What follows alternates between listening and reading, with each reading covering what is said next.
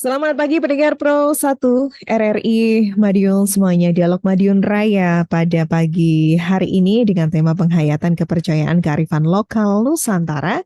Kita akan bersama dengan Pak Rekta Mandrawa TK, anggota Himpunan Penghayat Kepercayaan Jawa Tengah, dan juga Sutremo Rekso Budoyo, ya, Ketua Yayasan Raket Prasojo. Dan di pagi hari ini pendengar, selain di frekuensi yang Anda dengar saat sekarang ini, kami juga hadir live di channel YouTube RRI Madiun. Pendengar Anda bisa menyaksikan ya secara langsung dialog Madiun Raya pada pagi hari ini.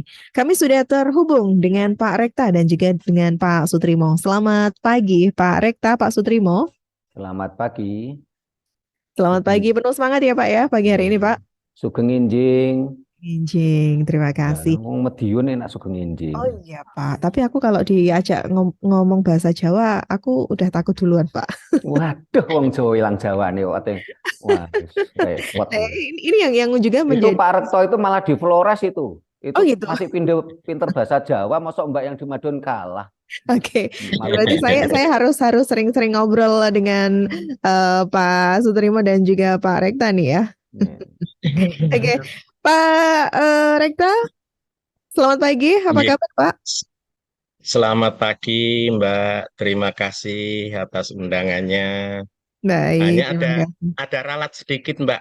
Apa? Itu tadi malam saya ditegur Pak Ketum. Mm-mm. Itu saya bukan anggota penghayat. Mhm. Saya pengurus DPD Penghayat Oh, Nusa Tenggara Timur. oh gitu. Jadi, Pengurus DPD DPD Penghayat HPK Penghayat. HPK Ya. ya, Provinsi Nusa Tenggara Timur. Oh, provinsi. Berarti posisi sekarang ada di Nusa Tenggara Timur. Iya, saya sejak 2009 domisili di Nusa Tenggara Timur, Mbak. Padahal awalnya dari Jawa ya, Pak ya. Awalnya dari Jawa, saya lahir besar menikah di Semarang di zaman Orba. Mhm. Hanya tahun 2009 saya pindah ke NTT, Mbak. Pindah ke NTT, tetapi nggak hilang ya Pak Jawanya, seperti yang disampaikan oleh Pak Sudirmo ya. Masih, nggih. Berarti bahasa sehari-hari di sana dengan keluarga masih menggunakan bahasa Jawa atau memang sudah Iya, ada percampuran karena sehari-hari dengan masyarakat di sana Pak? kalau di keluarga saya dengan anak istri tetap bahasa Jawa. Mhm. Hanya kalau dengan lingkungan pertemanan bahasa Indonesia, Mbak.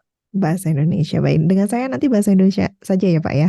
Ya, nggih. Itu NTT itu bukan NTB ya Pak Rekto ya. Ini NTT ya, menulis keliru itu NTT. nampaknya. NTT ya. Pengurus DPD HPK NTT. HPK NTT ya, Ya, baik. Oke, terima pengurus kasih Pak. DPD HPK NTT. Baik, terima kasih koreksinya. Baik, Pak Trimo, saatnya ke Pak Rekta terlebih dahulu ya, Pak Trimo. Nggih, Ya, monggo. Pak Rekta, ini apa sih yang harus dipahami oleh masyarakat tentang penghayat kepercayaan ini sebagai apa ya, penjunjung kearifan lokal Nusantara, Pak Rekta? Nggih. Terima kasih Mbak Satya, Pak Sutrimo Reksobudoyo. Jadi penghayat kepercayaan ini mengalami perjuangan yang panjang sejak era Orde Lama di mana mulai Mester Wongsonagoro Hmm. mendirikan PKKI itu untuk memperjuangkan supaya penghayat kepercayaan bisa diakui sebagai setara dengan agama resmi di Indonesia. Hanya kemudian pasca peristiwa 65 terjadi ini penurunan. Mhm. Artinya karena setelah pasca 65 itu ada undang-undang yang mengharuskan bahwa agama itu punya konsep-konsep tertentu, Ya. di antaranya punya Tuhan, punya nabi, punya kitab suci. Nah, akhirnya di situ yang akhirnya penghayat ini eh, tidak bisa masuk ke sistem agama Mhm. resmi. Mhm. Padahal dari awal era Orde Lama itu perkembangannya pesat sekali sebetulnya. Hanya karena pasca 65 itu akhirnya jadi seperti itu, sehingga penghayat juga Konghucu Mhm. akhirnya terpaksa tidak bisa menjadi agama. Akhirnya mereka pindah ke agama resmi semua. Mhm. Hanya Jadi, perjuangan itu tidak berhenti. Mhm. sampai di tahun 78 kebetulan ada ketua DPD HPK Jawa Tengah waktu itu yang kebetulan anggota DPR MPR RI Mhm. memperjuangkan di bangku DPR MPR supaya bisa diakui hanya sekali lagi kandas juga di situ. Mhm. Jadi hanya tetap kami tetap jalan terus sehingga pada saat kebetulan pada saat Presiden Gus Dur jadi presiden itu kebetulan saya ikut menghadap beliau dengan pengurus-pengurus HPK untuk minta diakui lagi ke Gus Dur. Mhm. Hanya sekali lagi kandas juga di situ. Nah, Hanya jadi sampai sekarang kami masih terus perjalanannya berupaya. sangat-sangat panjang ya Pak ya. Kalau nggak salah Ya, di tahun 2016 ya. Ini baru pemerintah bagaimana? di tahun 2016 itu pemerintah baru mengakui Pak. Ya, betul. Dan di tahun Melalui 2019 ya, 2016 juga atau itu bisa masuk ke kolom KTP itu tadi Pak? Pak Rekta? ya, itu dari setelah ada keputusan MK baru Hmm. kita bisa masuk di kolom KTP. Hanya dalam perjalanan juga masih belum belum mulus karena masih ada ketakutan-ketakutan itu, Mbak. Ya, ketakutan Ada seperti apa Pak Rekta? ketakutan-ketakutan. Bagaimana, Mbak? Ketakutan yang seperti apa yang dirasakan Pak Rekta? Kebetulan ini yang baru-baru ini tengah ditangani teman-teman HPK. Mhm. Ini ada kasus perundungan. Ya, Warga HPK, putrinya sekolah di SD Cikampek, sempat viral nih, Mbak, oh berapa ya. hari ini. Mhm. Ya, itu tengah kami tangani juga.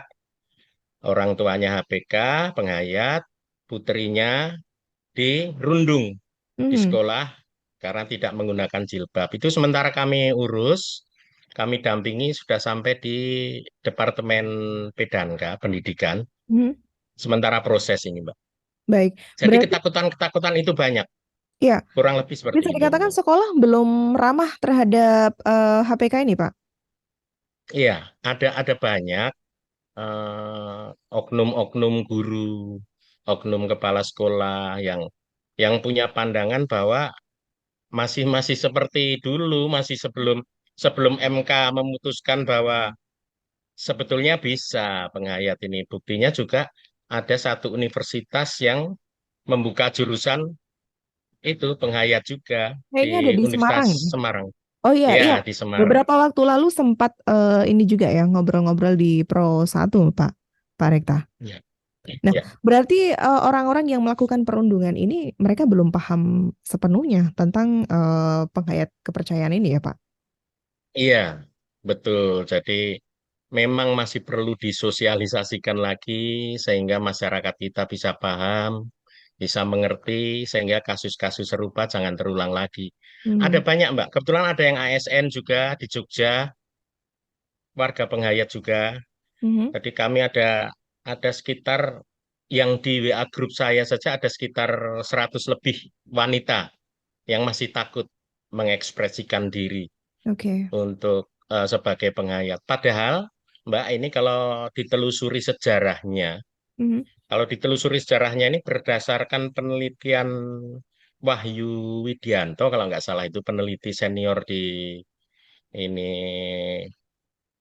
apa di Jogja Mhm. itu menyatakan bahwa dari 7.000 tahun sebelum Masehi itu yang memimpin masyarakat sehingga melahirkan peradaban-peradaban di Nusantara ini justru wanita ini. Ya.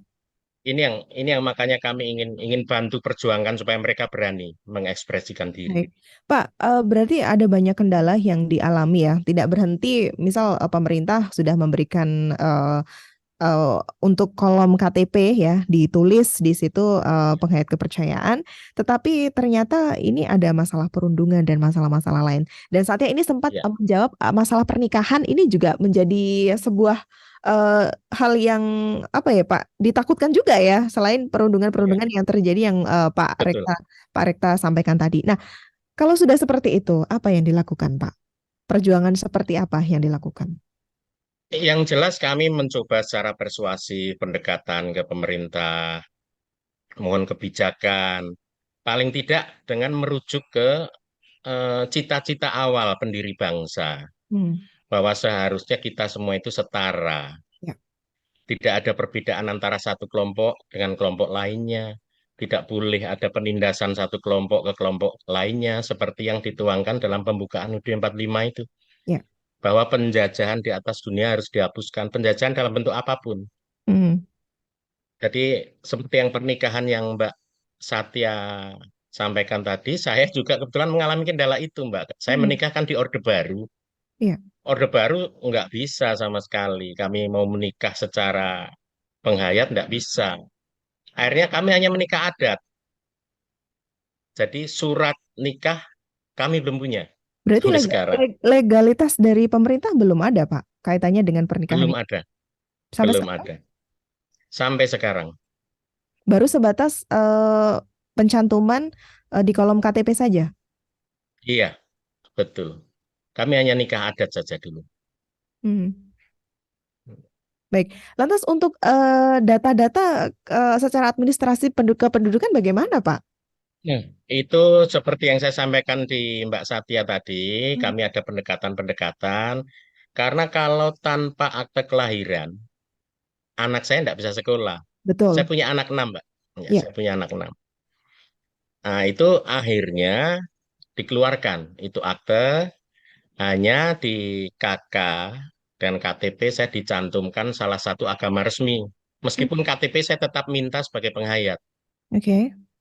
Ya, akhirnya bisa anak-anak saya punya akte kelahiran dan bisa sekolah. Hmm. Baik. Baik, berarti memang sebenarnya banyak sekali hal-hal yang masyarakat sebenarnya belum banyak yang tahu lah ya, Pak ya, tentang Iya, kepercayaan betul, ini ya. Baik. betul. Kalau di Indonesia ada banyak, Pak.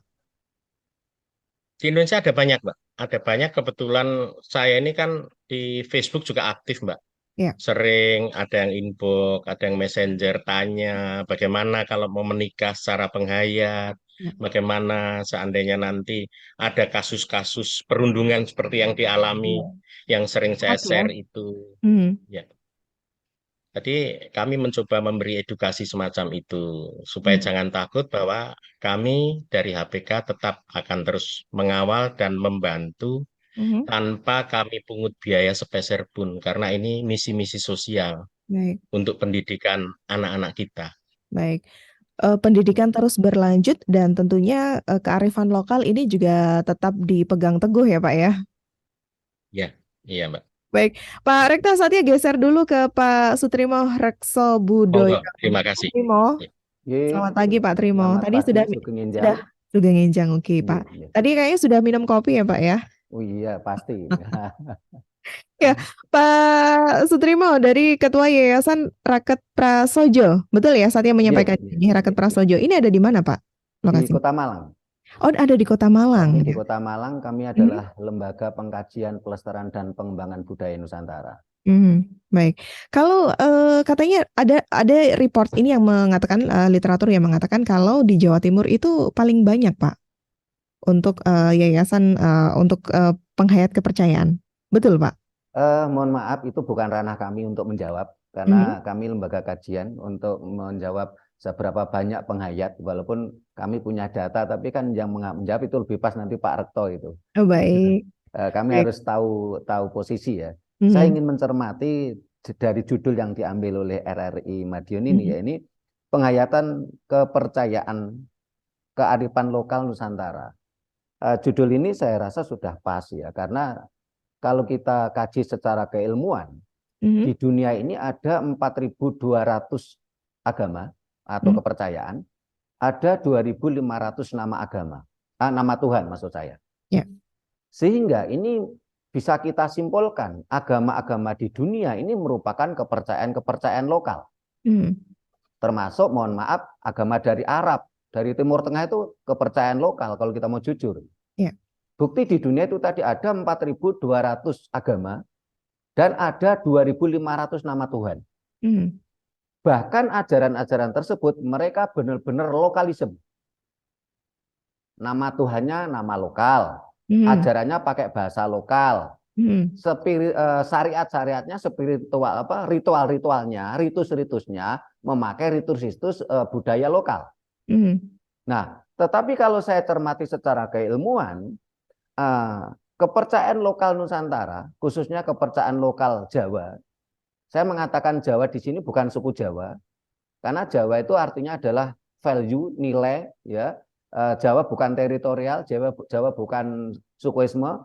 Bahkan di samping saya ini orang Batak, asli Batak, Marga Aritonang, dengan kepercayaan lokalnya yang di sana juga. Ya. Jadi makna, tapi orang-orang Batak, orang-orang Dayak bergabung di tempat kami, enjoy karena sudah dijelaskan Jawa itu bukan teritorial, bukan sukuisme, tetapi Jawa adalah value, sesuatu yang tak pernah mati. Ya. Kalau saya cermati secara keilmuan, ya mohon maaf, ajaran Jawa ini ajaran yang universal.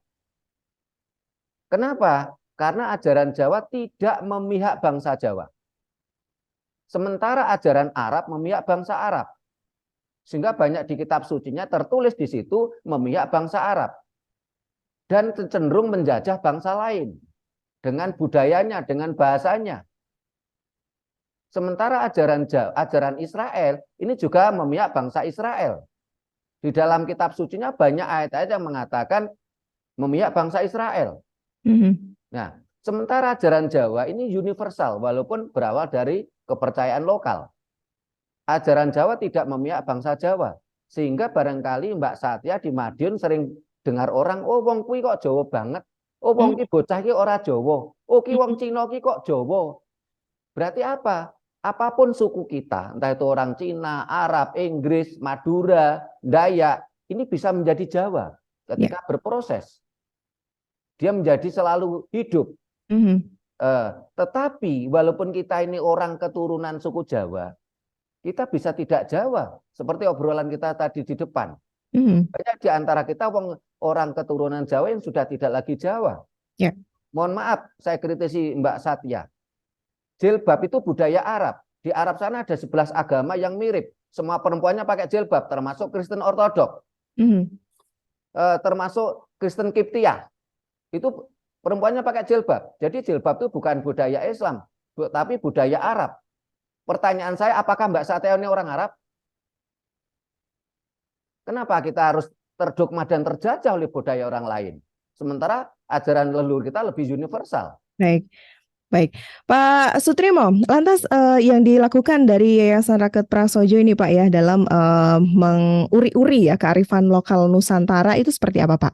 Banyak yang sudah kita lakukan sehingga kita pernah juga mendapatkan BCA Award karena kajian-kajian kita, termasuk tadi kata pernikahan. Saya sangat menentang dengan kata-kata pernikahan untuk orang Nusantara. Kenapa? Di dalam undang-undang pemerintah RI sendiri itu adalah undang-undang perkawinan, bukan undang-undang pernikahan. Undang-undang nomor 1 tahun 74. Ini undang-undang perkawinan, bukan undang-undang pernikahan. Sementara kata nikah ini bahasa Arab yang artinya adalah penetrasi.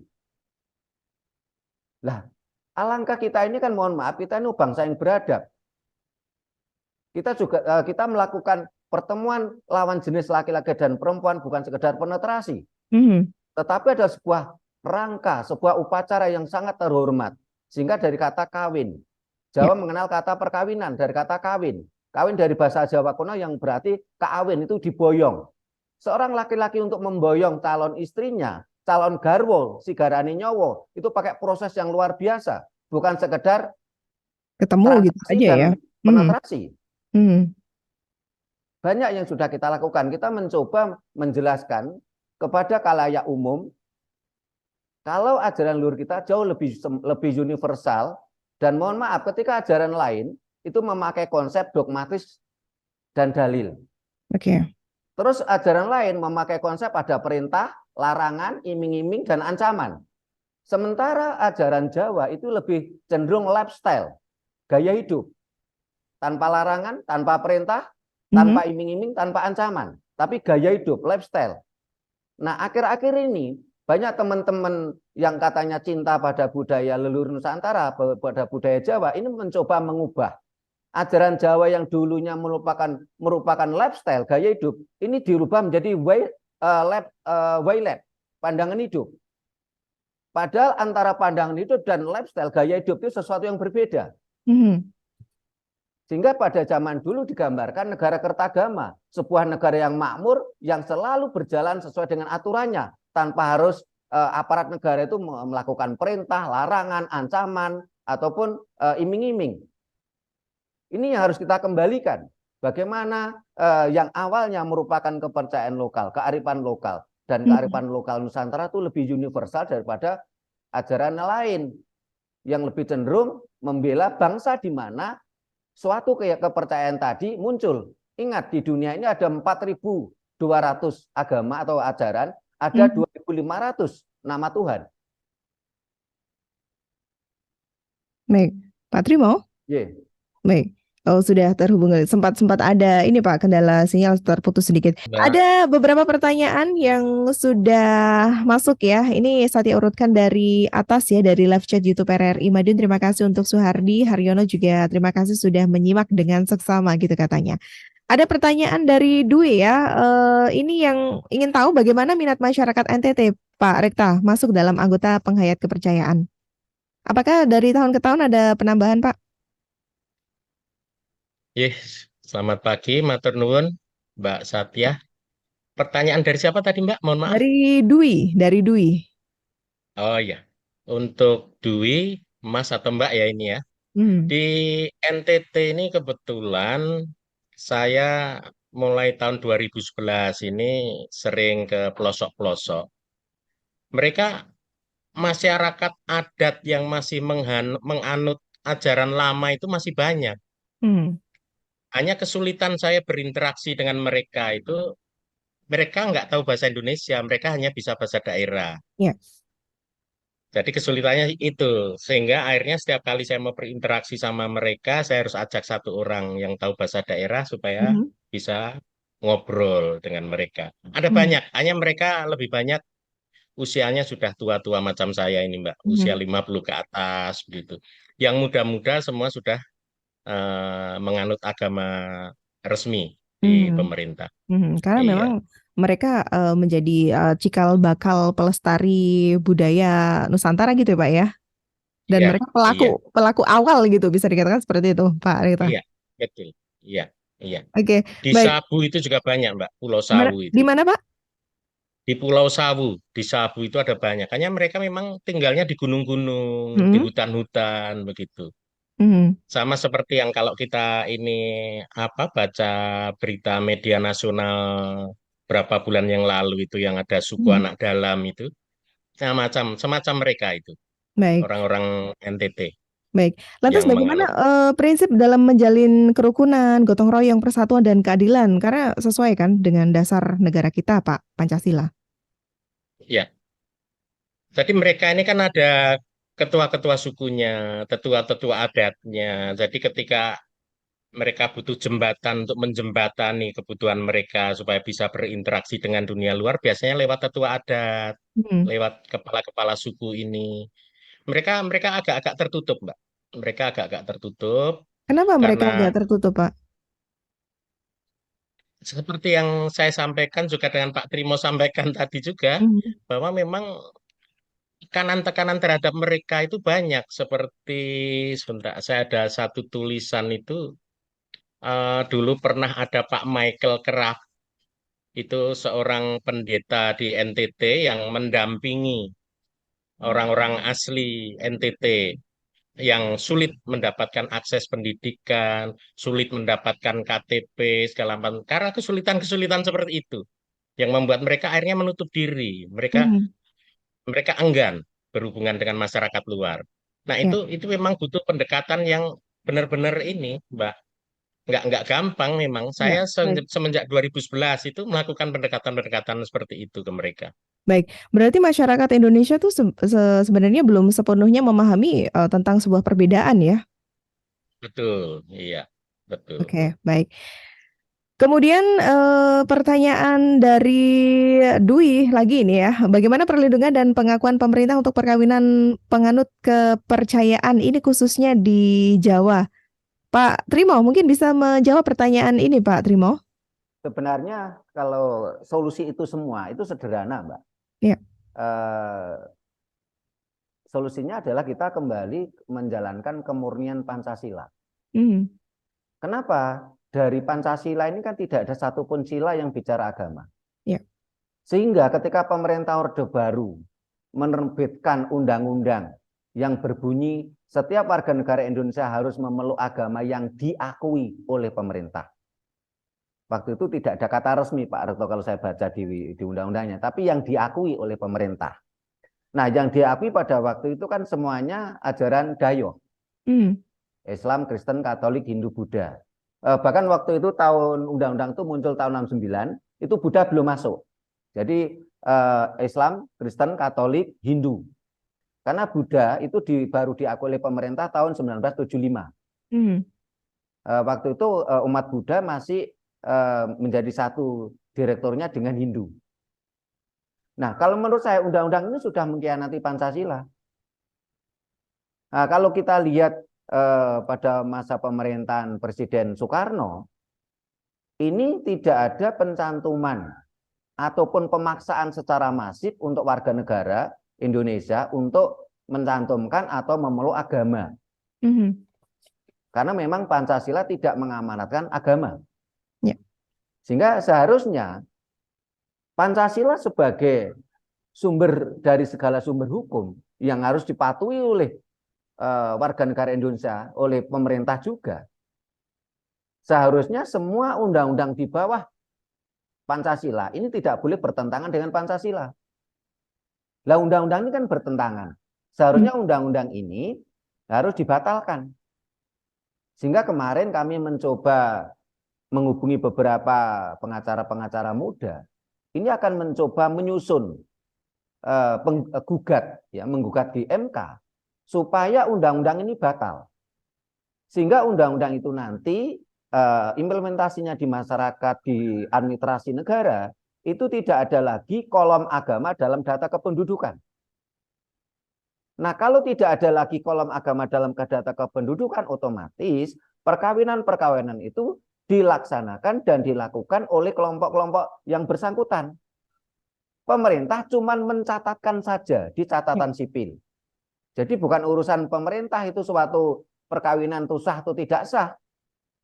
Tetapi pemerintah lewat Mendagri, lewat catatan sipil ini memiliki kewajiban melindungi warga negara Indonesia dengan cara mencatatkan supaya lebih tertib. Supaya nantinya tidak ada trafficking, tidak ada penelantaran anak dari hasil perkawinan tadi dengan adanya pencatatan.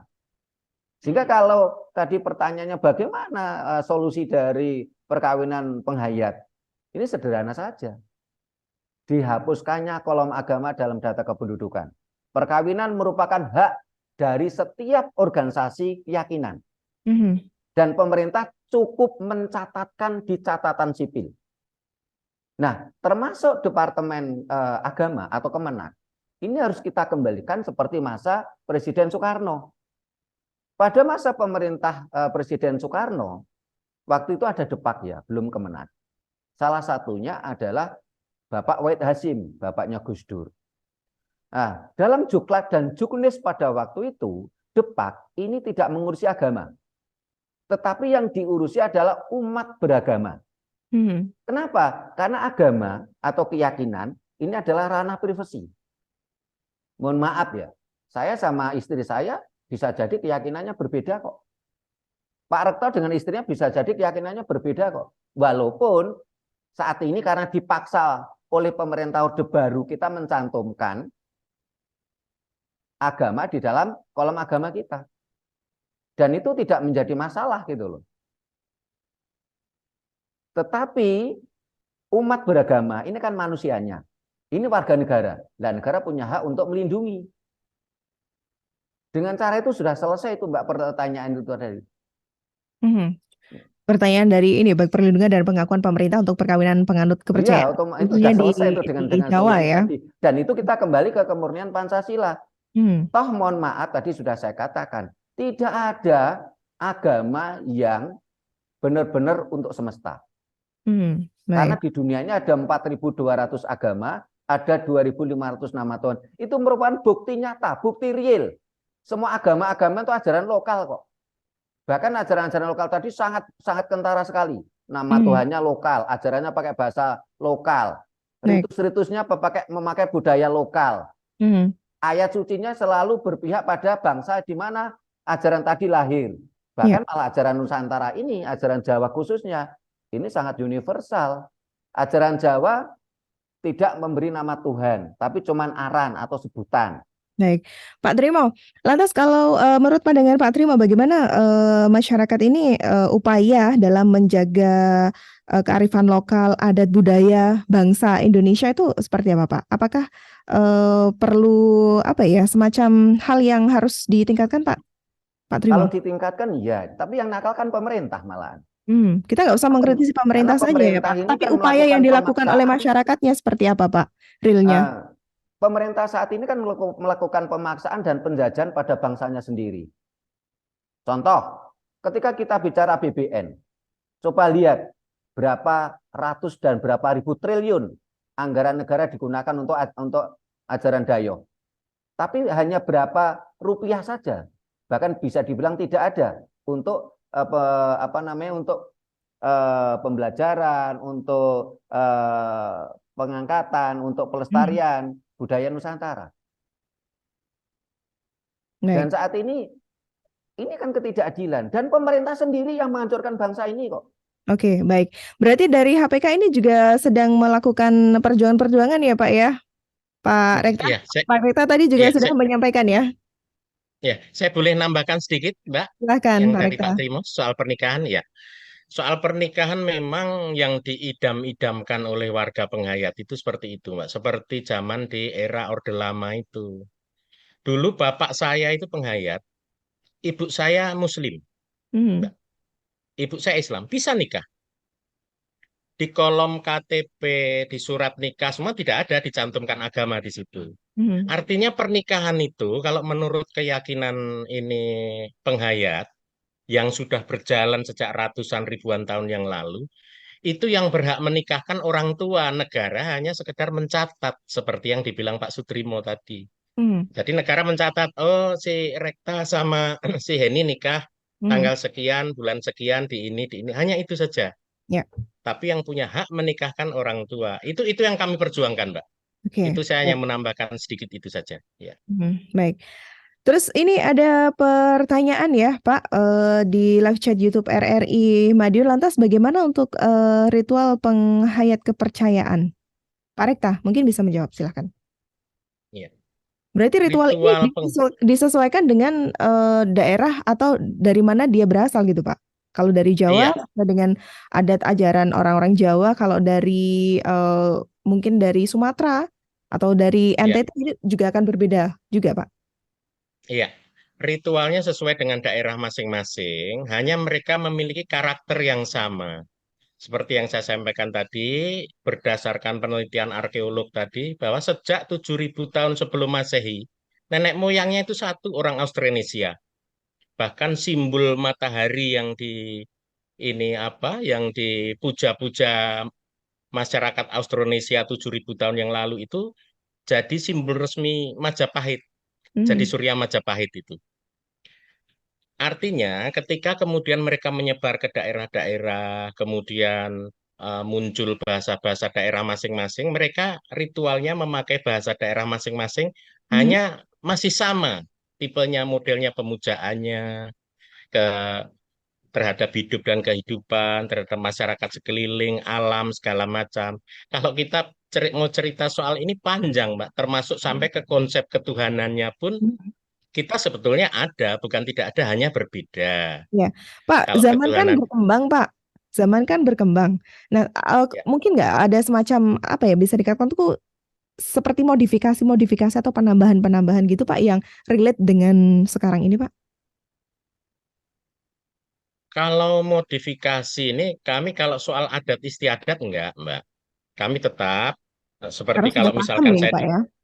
ya seperti kayak saya di Jawa dari Hmm. dulu apa yang kakek nenek saya jalankan seperti itu yang saya jalankan. Hmm. Begitupun masyarakat NTT. Masyarakat NTT meskipun mayoritas sudah beragama, mereka tetap menghormati adat. Nah, ini satu catatan penting untuk teman-teman di Jawa. Ini ada satu perbedaan. Jadi di masyarakat NTT ini kalau ada kegiatan apapun, mereka lebih dulu adat yang nomor satu. Hmm, Jadi misalkan nih ada upacara nikah, ada dulu. Nanti baru manggil pemuka agama untuk ikut mendoakan. Seperti itu. hmm, Ini kan berbeda dengan kita di Jawa misalkan. ya, Kalau di sini seperti itu. Mereka adat lebih dulu. oke. Di Karena NTT seperti itu. karena adat itu dinomorsatukan ya Pak ya bagi Ya, penganut kepercayaan ya Pak ya. Oke, iya, ada iya. satu pertanyaan dari Tias ya. Bagaimana mengajarkan ke anak-anak penghayat cara belajarnya itu seperti apa Pak? Saya Mbak Rekta. ini. Iya, Pak Rekta silakan. Iya. Ya, kalau penghayat ini sebetulnya ini sederhana. Prinsipnya ini bagaimana caranya kita hidup bermasyarakat, saling menghargai satu sama lain, menghargai hidup di sekeliling kita, kehidupan di sekeliling kita, termasuk ke hewan pun kita diajarkan. Sampai ke makhluk-makhluk yang tidak kelihatan kita diajarkan. Hanya seandainya ingin belajar lebih detail, bisa menghubungi saya atau ke Pak Sutrimo ini juga ahli nih, Pak Sutrimo nih soal ajaran-ajaran penghayat. Jadi bisa nanti japri karena ini panjang kalau Hmm, diceritakan. Hanya prinsipnya seperti itu. Prinsipnya penghayat dimanapun, entah di Jawa, entah di NTT, Kalimantan, Papua, intinya sama. Mereka menghargai hidup dan kehidupan yang ada di sekelilingnya, baik yang nampak maupun yang tidak nampak. baik. Berarti bisa dikatakan sangat open ya Pak untuk siapapun yang ingin belajar gitu.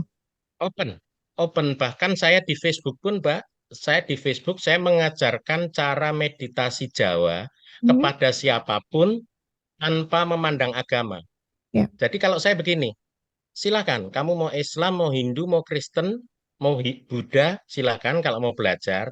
Karena bagi kami, kitab kami itu kitab tidak tertulis ketika kita semedi sampai di alam sana, Hmm, mereka akan tahu dengan sendirinya mana yang benar, mana yang salah.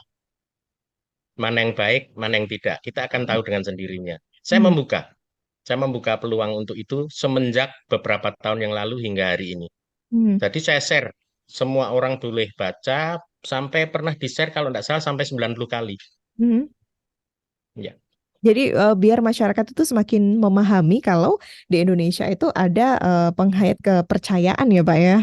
Gitu Pak ya. yes. Selain itu, Mbak, selain itu kalau perjuangan secara fisik, maksudnya secara fisik itu yang saya ceritakan tadi sejak zaman Orde Lama sampai zaman ini sampai di era Gus Dur kami maju itu kami berjuang secara fisik, secara batin kami memperjuangkan itu. Ya. Supaya supaya orang kalau seandainya mau menyelam ke dalam diri, makin lama orang juga tahu. Oh iya, ternyata ini benar. Oh iya, ternyata ini keliru.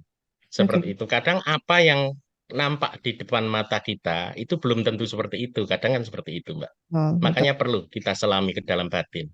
Baik, Pak Trimo, ini Hmm? berarti dari Yayasan Rakyat Prasojo juga open ya Pak terhadap masyarakat yang ingin belajar Ya, tentang kearifan lokal Nusantara gitu Pak. ya, kita Cara belajarnya bagaimana Pak? di channel YouTube kita sering kita share tentang berbagai budaya-budaya Jawa yang murni ya. Hmm, Kami tidak mau menampilkan yang akulturasi maupun inkulturasi. ya.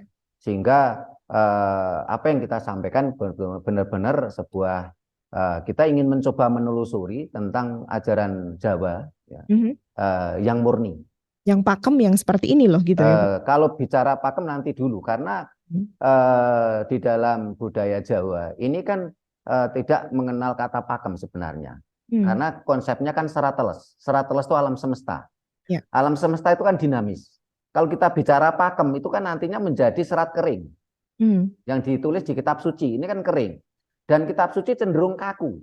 ya. Karena apa yang menjadi sebuah nilai-nilai kebijaksanaan tahun ini belum tentu 100 tahun lagi masih dianggap bijaksana. Masih relate. Baik. Apalagi 2000 tahun yang lalu. Baik. Berarti luas gitu ya Pak ya? Ya.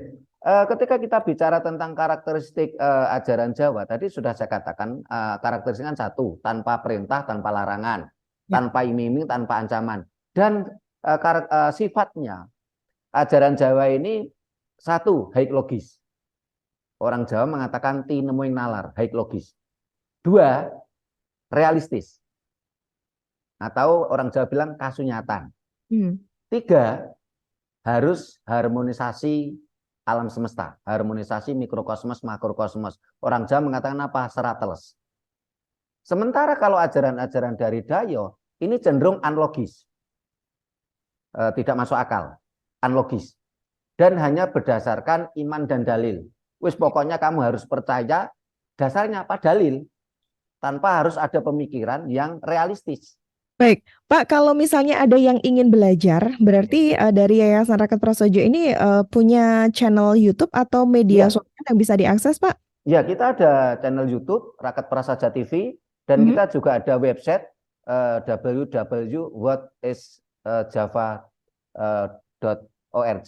Baik, berarti siapapun ini boleh Boleh. ikut Ya. apa ya, belajar bersama Boleh untuk belajar. memahami Ngajak yang diskusi namanya Jawa. boleh. Cuman Oke. catatannya, contoh kemarin saya ketemu dengan mahasiswa S2 dari perguruan tinggi negeri yang berbackground agama tertentu. Kita Nah, nggak usah bahas itu aja sih, Pak ya. ya, Karena ketika waktu sudah mepet sekali nih, Pak, ya, hampir usai, Pak. ya, ketika dia mengajak diskusi dengan saya beri syarat. 1, harus high logis. 2, harus realistis. 3, sesuai dengan serata Baik. atau alam semesta. Kalau Dan posisinya semua harus sama-sama belajar ya, Pak ya. ya, kalau Anda masih mabuk, mohon maaf saya nggak mau nerima ajakan diskusi Oke, Anda. baik. Syarat dari diskusi adalah sama-sama ingin tahu dan sama-sama Ya. belajar, tidak saling mementingkan ego masing-masing. Oh iya, Usai kebersamaan kita di hari ini, ada pesan yang ingin disampaikan. Satya mulai dulu dari Pak Rekta mungkin, silakan Pak.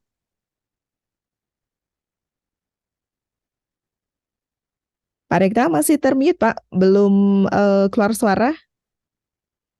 Ya. Baik, Baik, silakan Pak ya, Rekta. terima kasih Mbak Satya, RRI Madiun, sudah memberi kesempatan kami untuk memperkenalkan penghayat kepada masyarakat. Minimnya masyarakat Madiun, syukur-syukur bisa meluas sampai ke Indonesia. Saran saya yang pertama itu, yang penting open mind, terbuka dulu, pikirannya terbuka. Kita bisa menerima dulu apapun. Masalah benar enggak, kalau saya, masalah benar tidaknya, ini sama nih prinsipnya saya dengan Pak Sutrimo. Masalah benar atau tidak, kita selami. Kita selami. Kita ini kan diberi modal sama Tuhan, yang namanya modal batin. Kita selami lewat batin. Dan satu, di ajaran Jawa tidak ada mustahil. Manusia Nusantara atau manusia manapun bisa mendapatkan wahyu dari Tuhan. Ini dalam ajaran Nusantara, Mbak. Siapapun bisa, saya bisa, Mbak Satya bisa, Pak Sutrimo bisa. Harapan saya mengajarkan meditasi ke masyarakat umum itu sebetulnya harapan saya itu. Supaya kamu baca sendiri kitab teles yang diceritakan Pak Sutrimo tadi. Baca sendiri, dengar sendiri perintah dari Tuhan seperti apa tanpa ada perantara siapapun. Bukan perantaranya saya, bukan Pak Sutrimo, bukan Mbak Satya. Ya, Mungkin baik. dari saya itu Ada dulu, satu Mbak kemauan Satya. belajar ya, Pak ya. Kuncinya Betul. di situ Ya. ya. Baik. Kalau dari Ya. Pak Trimo, singkat saja silakan Pak Trimo. Ya, terima kasih pada RRI Madiun ya, pada Pak Haryono yang sudah 2 kali ini memberi kesempatan untuk jadi narasumber di RRI Madiun. Dan terima kasih saya disandingkan sama saudara tua saya Pak Rekto Kusumo, ini luar biasa. Saya kemarin barusan mengadakan kegiatan dengan adiknya Mas Ratio yang ketua di PPHPK. Pesan saya kepada kita semua, manusia lahir di dunia ini tidak dibekali kitab suci. Manusia lahir di dunia ini dibekali Tuhan dengan akal sehat, nalar kita, otak kita. Gunakan otak kita, nalar kita. Di dunia ini ada 4.200 agama atau ajaran. Ada 2.500 nama Tuhan. Itu menandakan semua agama tadi adalah ajaran lokal. Kalau semua ajaran lokal, kenapa kita harus cari milik orang lain? Kita harus membayar upeti ke orang lain hanya demi ajaran yang seperti itu. Kita punya ajaran leluhur kita. Dan yakinlah leluhur kita tidak akan mungkin menyesatkan kita. Tidak mungkin leluhur kita akan mentelantarkan kita dan tega kepada kita. Mari Baik. kita kembali ke habitat kita. Baik, terima kasih untuk Pak Rekta dan juga Pak Baik, Sutrimo. Sukses ya Pak terima untuk kasih. kegiatannya. Ya, Pak Trimo juga oke. Oke, sukses terima kasih. untuk Raket Prasojo TV ya Pak ya. Ya. Ya. Oke, pendengar banyak pilihan, kita bebas memilih sesuai dengan apa yang kita sukai, apa yang kita yakini. Yang terpenting kita selalu harmoni dengan lingkungan sekitar. Kita memiliki satu hal yang kita jaga, kerukunan ya, apalagi kita hidup di Indonesia.